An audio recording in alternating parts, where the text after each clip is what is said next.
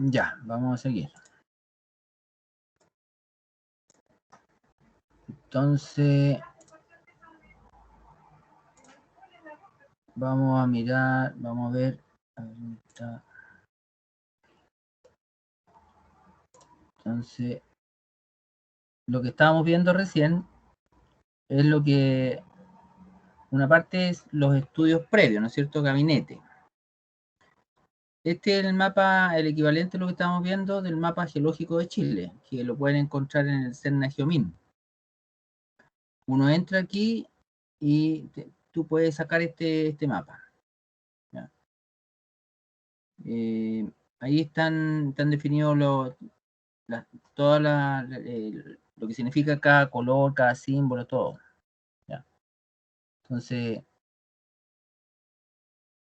junto con eso, yo de hecho les mandé recién nomás, les mandé este planito que es súper útil, a mí me ha servido mucho.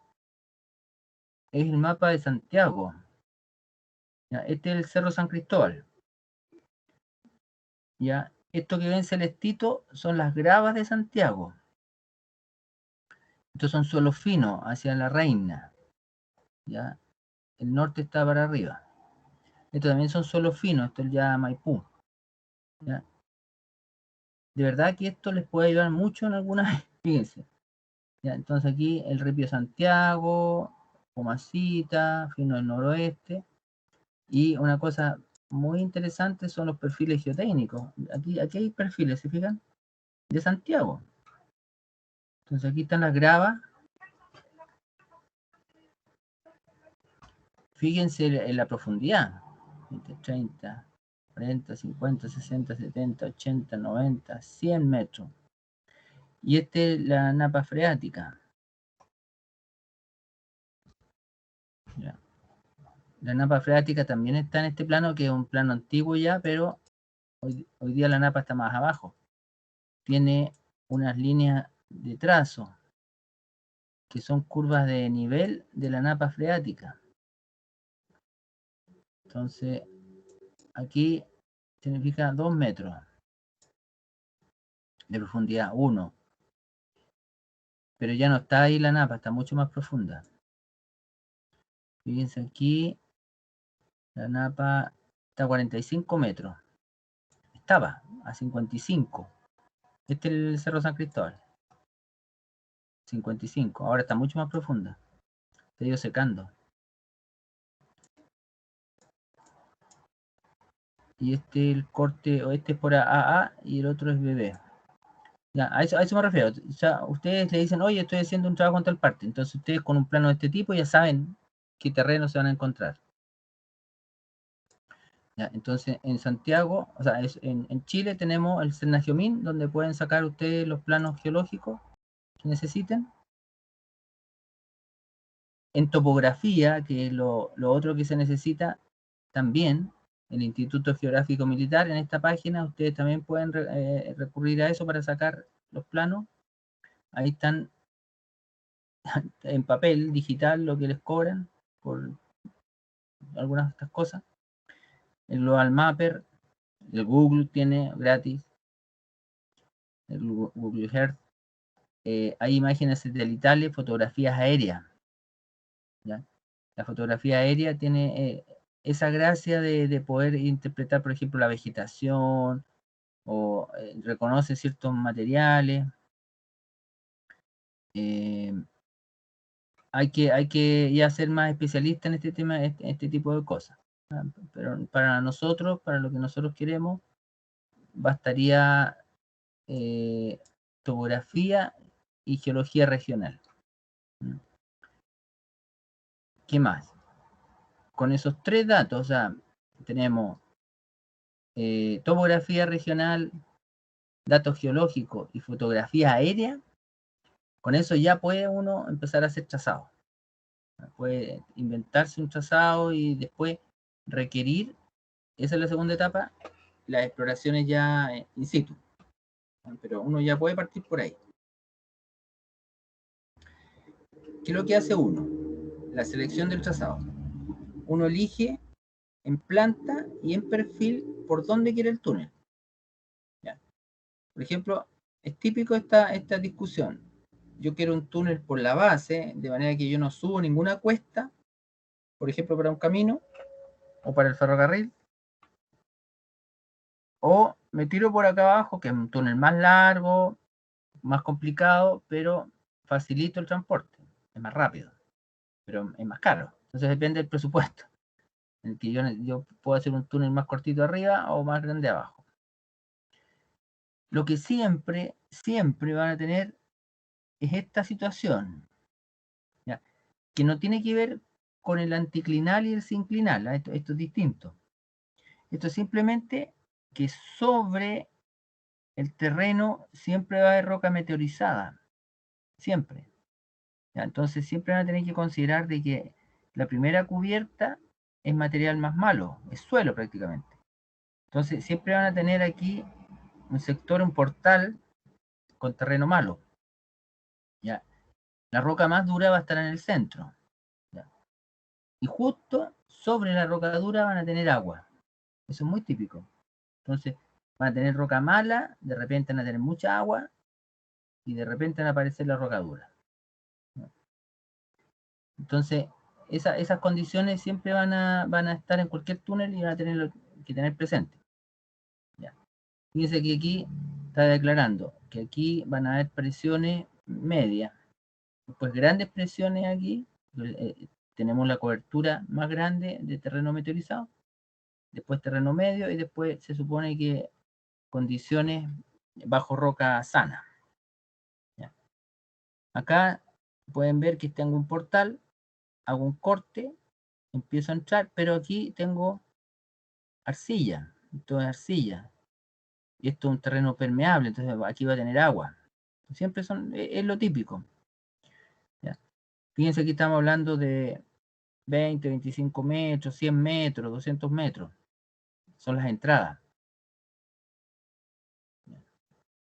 Este dibujo muestra que hicieron primero un intento de hacer un túnel para un acueducto, pero que no me acuerdo que esto era un acueducto. Sí, el acueducto Crotón. Lo iban a hacer a cierta altura y encontraban muchos problemas, entonces lo profundizaron y lo hicieron más abajo. Ahí dice New Crouton Siphon. El sifón lo hicieron acá. Ahí están.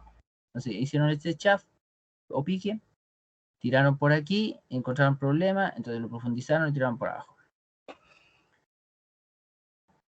Siempre en base a la geología, se tienen que adaptar a la geología. Entonces yo adapto el alineamiento a la geología y la planta también. Tengo que elegir una planta que tenga la menos cantidad de complicaciones posibles. ¿No? Y luego hago la sección transversal. Elijo la sección transversal. Parto por el gálibo. El gálibo es lo que yo necesito funcional. El gálibo es la dimensión mínima para operar el túnel. Entonces, este es para vehículos. Entonces yo digo ya, yo quiero un túnel de 2 pistas con esa altura, que es la altura, por ejemplo, para los puentes, y tengo que circunscribir por fuera la forma del túnel. Entonces, ya dijimos, los túneles deberían ser curvos. Me adapto al caso cero, pero si las presiones no son grandes, no es tanto cuento. Entonces, yo trato de hacer una figura curva. Trato de hacer un radier horizontal para no tener que excavar tanto. Si las condiciones son malas, yo lo hago circular o como un huevito. Ya, por ejemplo, este. Que esta forma es muy típica en los túneles de metro o en túneles en roca mala. Ya. Acá tengo el gálibo necesario para trenes. Entonces dibujo el tren, dibujo la silueta dinámica. O sea, el tren cuando se está moviendo. ¿Ya? Y con todos los aparatos que pueda tener por fuera. Señalización, qué sé yo, el tren. Y por dentro, en el caso de los trenes y también en el caso de los autos, necesito por ejemplo, un pasillo. Entonces necesito el gálibo del pasillo. Acá no está, pero aquí también. Pasillo de emergencia. Por ejemplo, ventilación. También puedo necesitar un espacio para la ventilación, para la señalización. Entonces, esos son los gálibos, que son los espacios mínimos interiores. Después está el espacio que necesita el revestimiento. Después está el perfil de excavación. ¿Ya? Este es de un túnel de drenaje, de alcantarillado. Pero también puede que el agua solo vaya aquí, o hasta aquí cuando está muy ocupado, pero tengo que tener aquí un lugar para poder caminar, para inspección. O, por ejemplo, esto puede que esté ocupado hasta aquí siempre, pero cuando yo lo inspecciono, yo corto el agua y lo vacío y después camino por aquí. Por eso es así. Ya. Acá, se fijan, hay otro túnel que tiene el gálibo para 2 pistas, pero acá arriba puede usar para ventilación, para iluminación, para todas esas cosas. Y la ventilación es súper importante en los túneles por el tema de incendios. Tengo que tener un control de los gases, de los humos. Entonces, no es menor.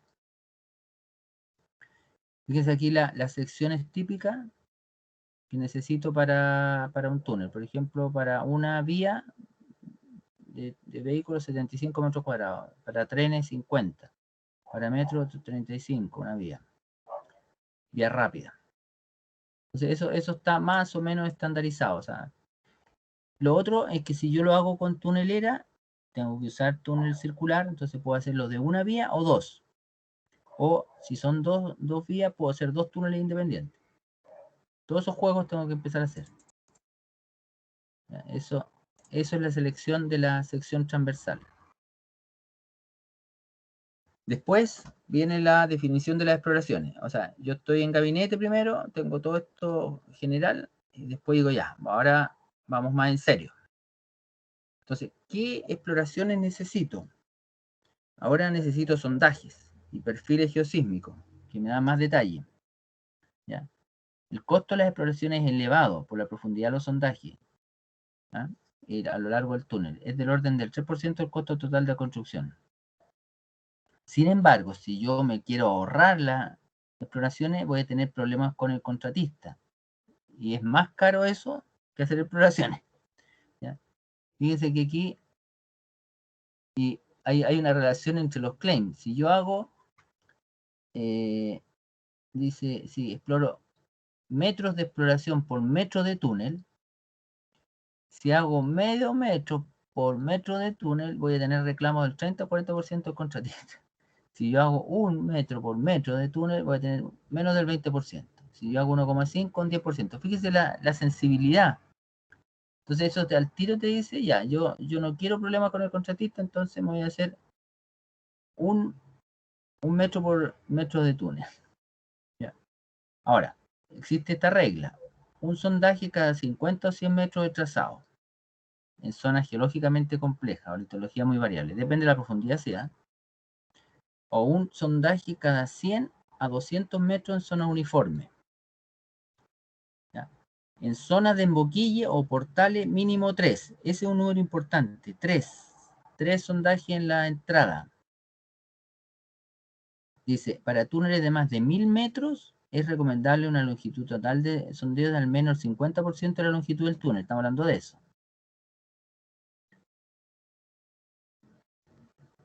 Y para túneles de menos de 500 metros, el 100% de su longitud. Estamos hablando de eso.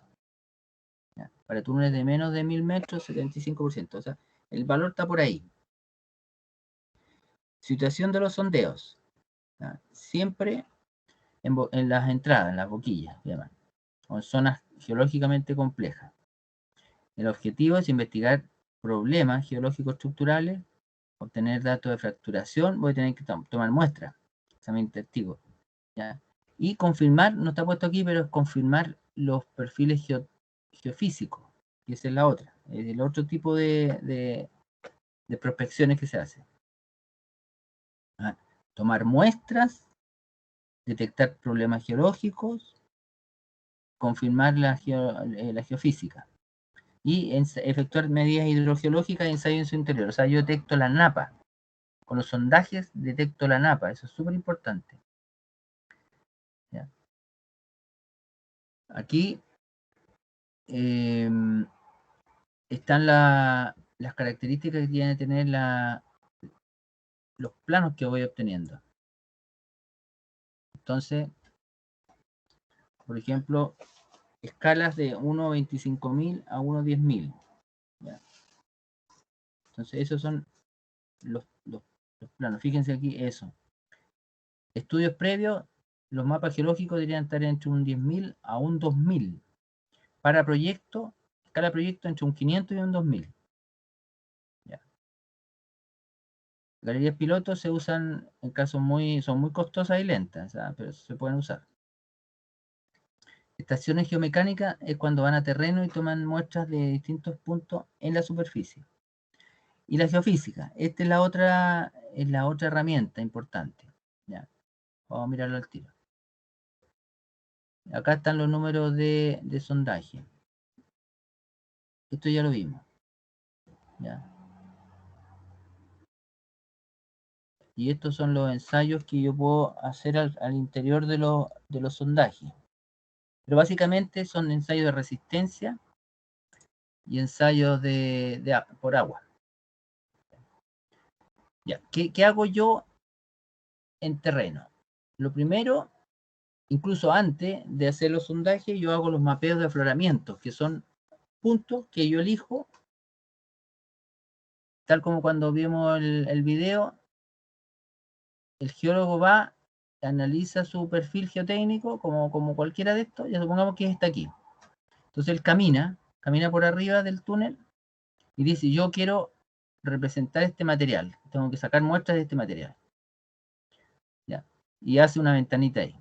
Yo quiero este otro también, hace una ventanita acá. Y así va haciendo ventanita en distintos puntos para caracterizar en superficie estos materiales. Y él va a asumir de que son todos, es representativo de todo. ¿Ya? Por ejemplo, acá. O sea, lo primero que hace él es sacar muestras de superficie de cada uno de los materiales que está identificando. ¿Ya? Eso es lo primero que tiene que hacer. Entonces, cuando va a terreno,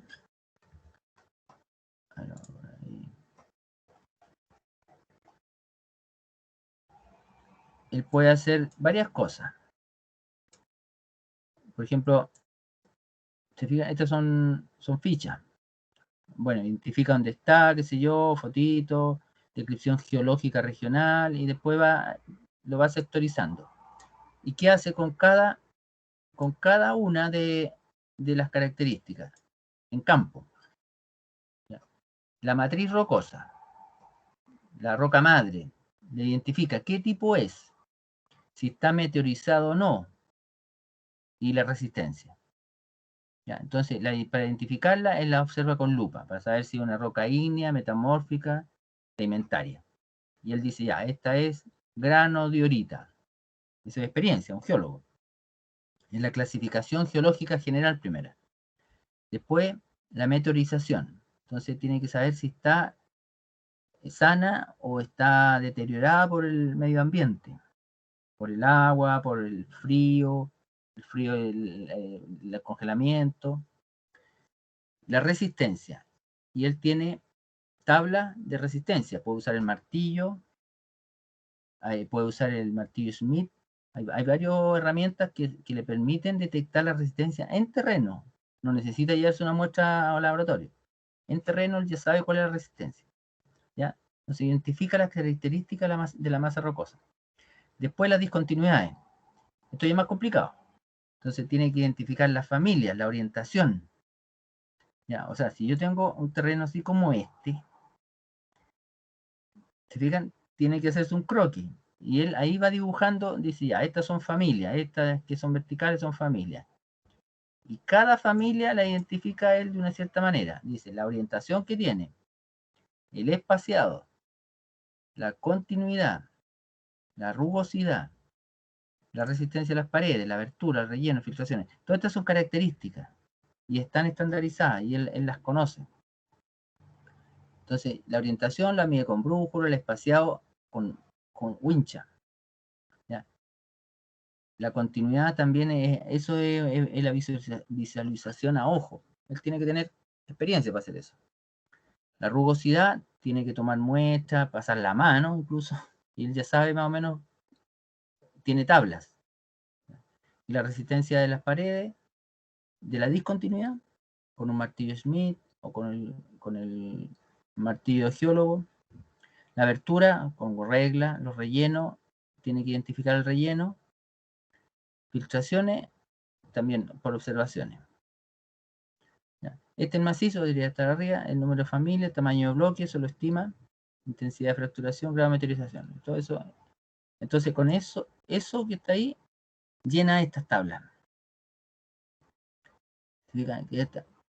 Aquí está el espaciado. Están agrupados en milímetros. Está agrupado. La continuidad también lo va a medir, lo va a mirar. La abertura, la rugosidad, los rellenos, todo lo tiene caracterizado, lo hace el geólogo. ¿Ya?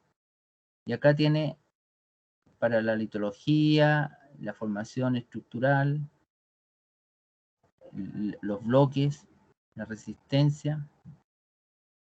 Fíjense aquí, extremadamente blanda con la uña, con la mano, con una navaja, con un martillo, con un golpe, varios golpes. Eso, entonces él ya sabe el tipo de roca que es.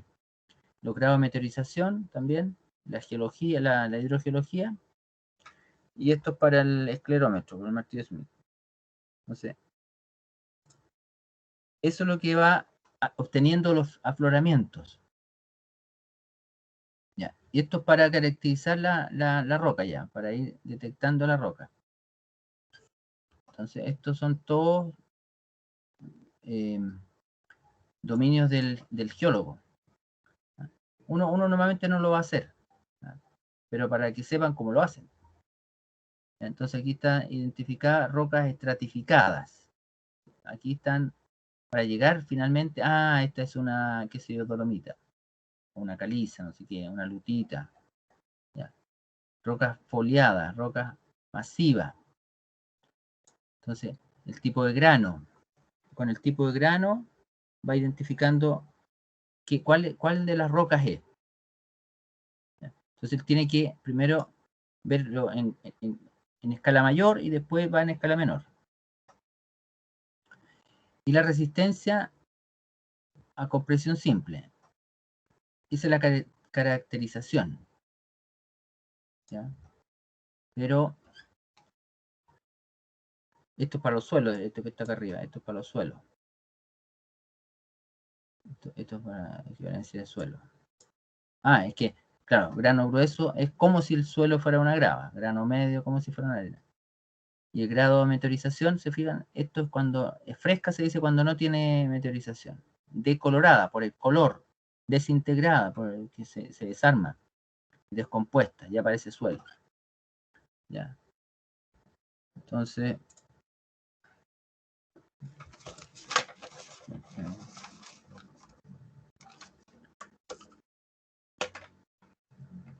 ya. Entonces, acá están las herramientas que se usan para definir la resistencia.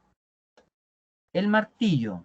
Por eso que el geólogo que veíamos en el video todos los geólogos llevan un martillo. Con eso él hace muchas cosas. El esclerómetro o martillo Smith, que también lo pueden usar. Esto es pesadito, hacer estas dos cosas. Mientras más cosas lleven, peor para el geólogo que anda con una mochila. Y este es un aparato para carga puntual. También, o sea, si uno va en camioneta ya es distinto. Entonces, con este yo puedo tomar un trozo de testigo o una piedra, no necesita hacer pero también se puede con piedra suelta, un ensayo carga puntual, en terreno. La penetración estándar ya es para sondaje.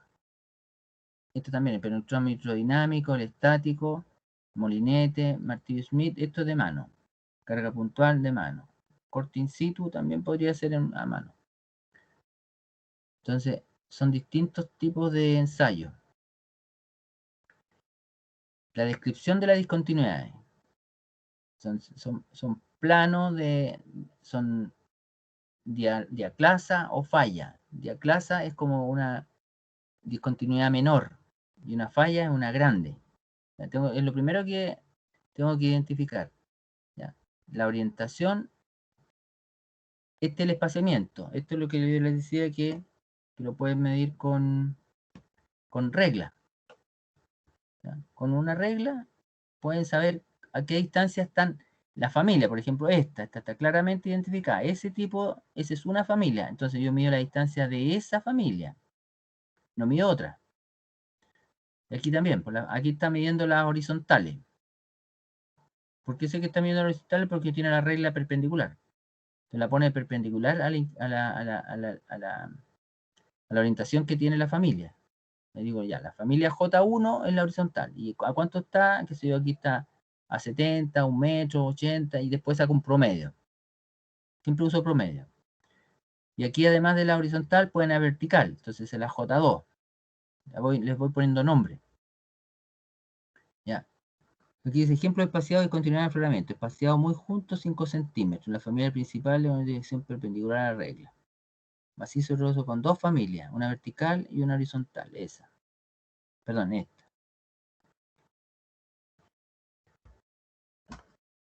La continuidad. O sea, o es continua o es discontinua, con una línea de segmento. A eso se refiere discontinuidad. ¿Ya?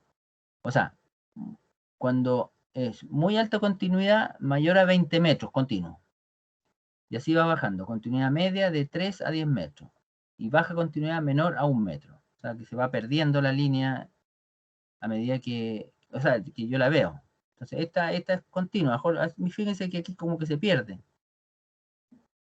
Igual hay un grado de subjetividad en todo esto. La rugosidad. La rugosidad tiene que ver con esto, con la forma. La forma.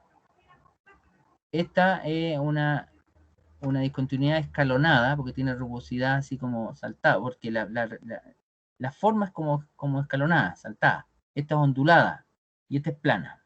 Entonces tengo un grado más general de forma y luego la rugosidad, pulida, lisa, rugosa, pulida, lisa, rugosa. ¿Se fijan? Entonces así puedo caracterizarla. Escala decimétrica, escala milimétrica. ¿Ya? Entonces, aquí tengo una discontinuidad ondulada, lisa, con alta continuidad, dice. ¿Ya? Y B, una discontinuidad plana, rugosa.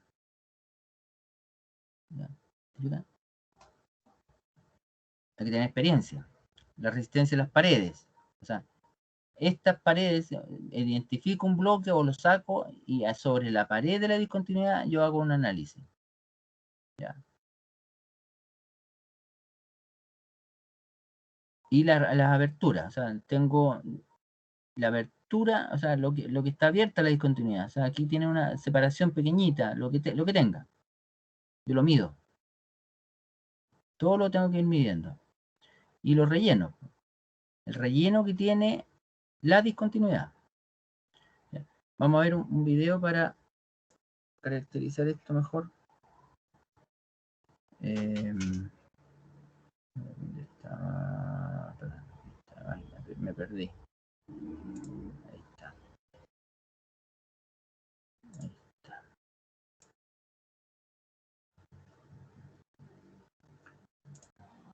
Ahí te digo, Plus.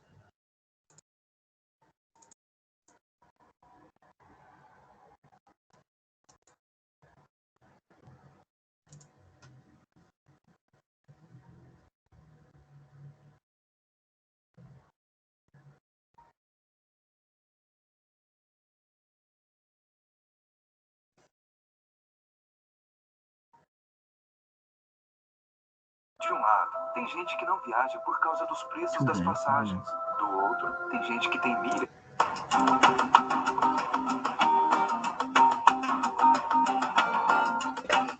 Las fallas son fracturas. en la corteza de muy diferentes tamaños por las que se produce el desplazamiento entre bloques rocosos. Frecuentemente aparecen Perdón.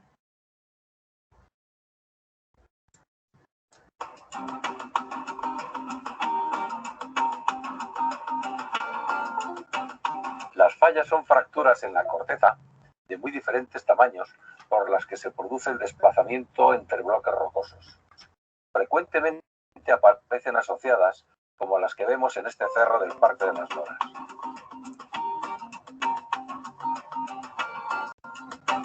Se pueden formar por esfuerzos tectónicos compresivos durante procesos orogénicos, por lo que están asociadas a pliegues, por gravedad o por desgarre.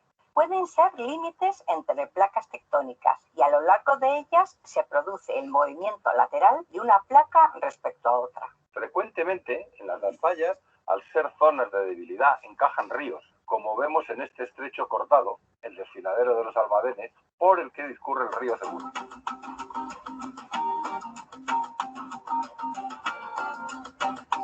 En este talud vemos dos fallas, esta y esta. Esto es el plano de falla, la superficie según la cual se produce el desplazamiento.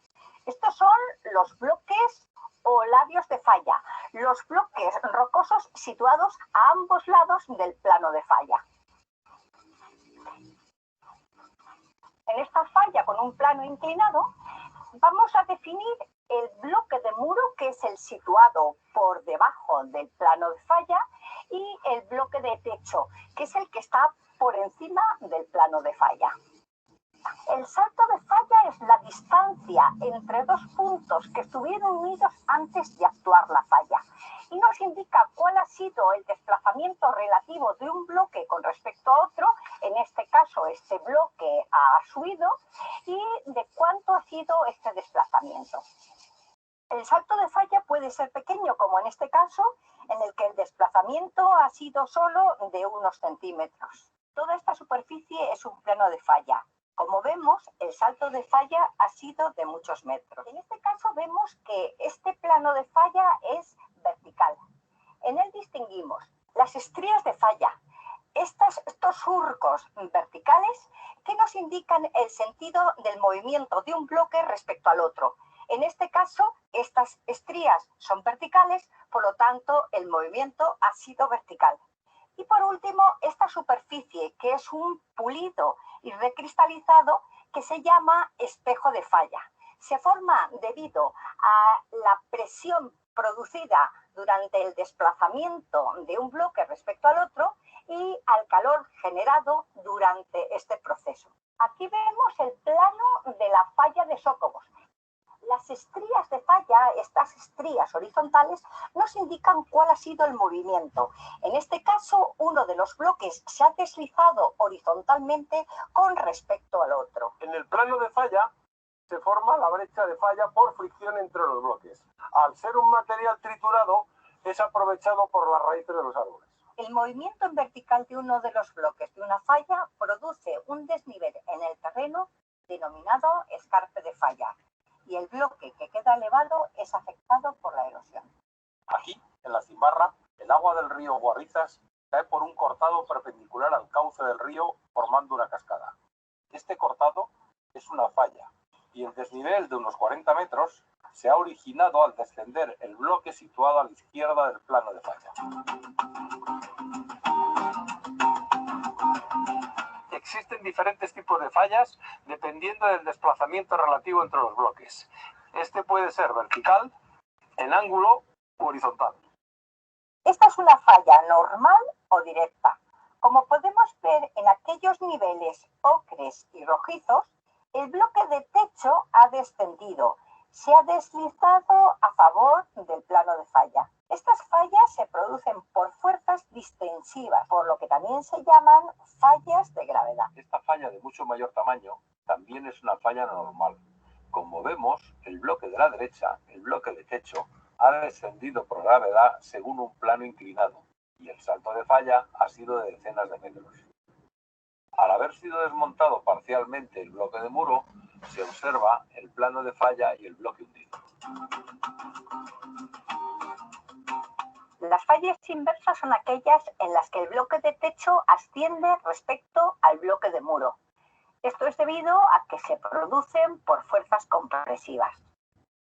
En las fallas inversas, frecuentemente el plano de falla es curvo, como el que vemos en estas calizas. Esta es una pequeña falla inversa, y al elevarse este bloque debido al empuje producido por fuerzas compresivas, se forma un pequeño pliegue de arrastre. Es lo que se denomina gancho de falla. Como este gancho de grandes dimensiones formado en el plano de falla. Ese plano inclinado es una falla inversa de bajo ángulo, un cabalgamiento. Separa dos unidades, la inferior del Mioceno, de solamente 12 millones de años, y la superior, mucho más antigua, del Cámbrico, de hace unos 520 millones de años, que está por encima al haber sido empujada por un enorme esfuerzo tectónico. Durante los procesos orogénicos, las rocas se deforman y se pliegan. Si tras el plegamiento siguen actuando fuerzas tectónicas compresivas y se supera el límite de plasticidad de las rocas, estas se rompen y se forman fallas inversas. Si debido al movimiento de las fallas se desplazan los flancos de los pliegues, se originan pliegues falla como este de Pancrudo.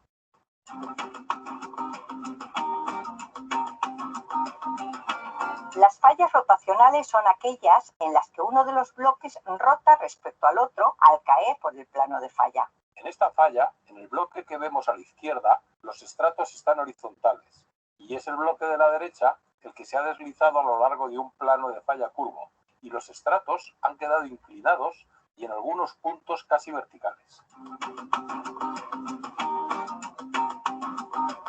Las fallas en dirección o transcurrentes son fallas de desgarre.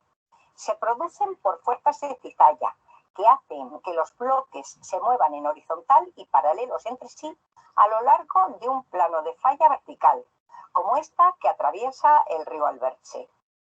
Las fallas transformantes son fallas en dirección que cortan las dorsales oceánicas o son límites entre placas tectónicas.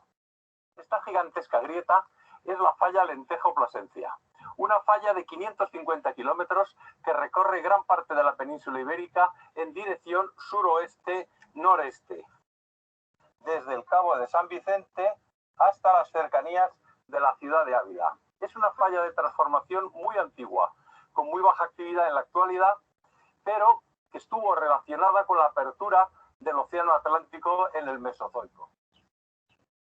Cuando una falla transcurrente no es totalmente recta, es porque atraviesa diferentes formaciones rocosas. Los movimientos horizontales entre bloques, como este, producen depresiones topográficas llamadas cuencas tectónicas translacionales o pull apart en inglés. Este tipo de depresiones topográficas se rellenan rápidamente de agua y de sedimentos.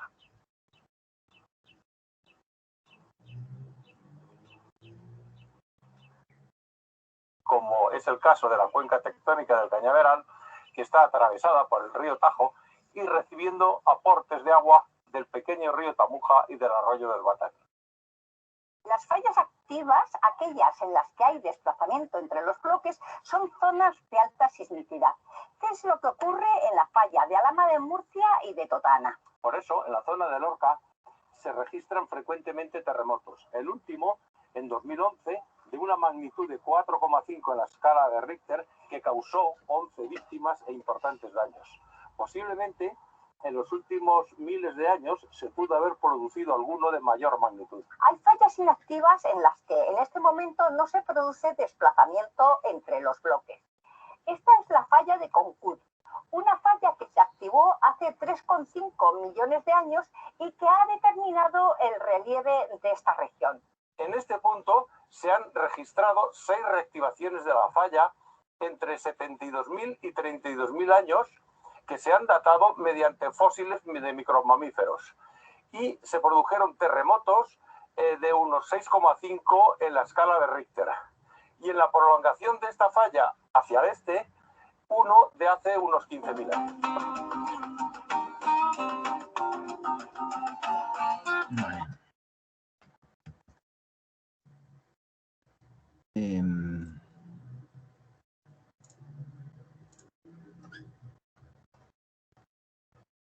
¿Aló? ¿Me escuchan? Ya estamos en la hora. Sí, saben que yo creo que no vamos a alcanzar a hacer la prueba, o sea, no vamos a alcanzar a pasar toda la materia en la próxima clase, va a quedar muy encima la prueba. Entonces, quiero la próxima semana terminar con esta unidad porque es muy importante y a lo mejor dejamos la prueba para la siguiente semana. ¿Parece? ¿Me escuchan? Sí, porque de verdad creo yo que quiero que esta parte la entiendan bien. Es una de las más importantes antes de empezar a diseñar. Si no tienen claro esto, no van a entender de dónde salen los valores o por qué, ese tipo de cosas. Entonces, lo conversamos el próximo lunes. Yo creo que va a ser lo mejor. Profe, la primera evaluación está